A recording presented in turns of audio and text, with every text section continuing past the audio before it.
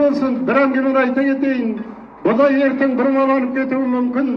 Адайдың атын, оттан таудың атын тұңғыш шығарған өздеріңіздің балдарыңыз Сабыр Адай. Оны ұмытып кетіп жүруге болмайды. Еңбек соныкі, ана оттан таудың басына ту тіктірген. Соның өлеңі, соның жазуы, соның ұсынысы. Сондықтан да қазірде кейбір әңгімелер шығып жатыр таң қаламымен.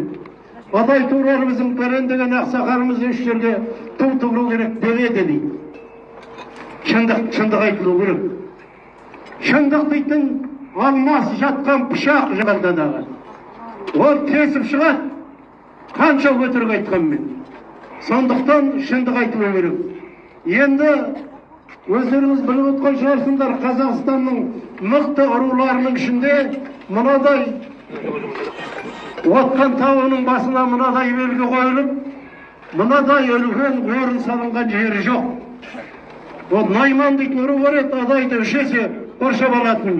Әлі сол келіс алмай, әлі сол орталығынан Найманның атын шығаратын төбесін таба алмай жүр. Сондықтан да біздің 12 ата байұлының ауызының бірлігі, адамгершілігі, ізгіліктілігі, бір-бірімен достығы, осының куәсі ана оттан тау тұрған. Құтты болсын. Енді Ақпан деген ата Адайдың ішінде белгілісі ғой, жасыратын ештеңесі жоқ.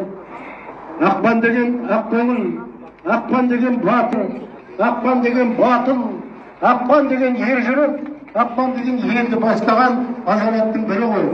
Оны да қисық әңгіме жазған кейбіреулері. Дұрыс емес жазып отыр. Ақпанның шұңқырлап бәтірғандасын айтпай, қосай атасадан қари болып қалған деп жазыпты. Өте қате жазылған жазылды.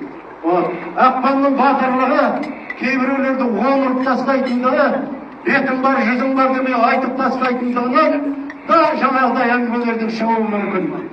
Сондықтан Ақпанның да әруағы мықты екені осы жерден көрініп жатыр міне. 12 ата байұлының адамы бүгін Ақпанның атағын шығарып жатыр. Сол құр емес екендігін Құдайдың өзі білдіріп тұрғанын. Қабыл болсын ниеттеріңіз. Ана қуаныштарыңыз тойдан той боласын.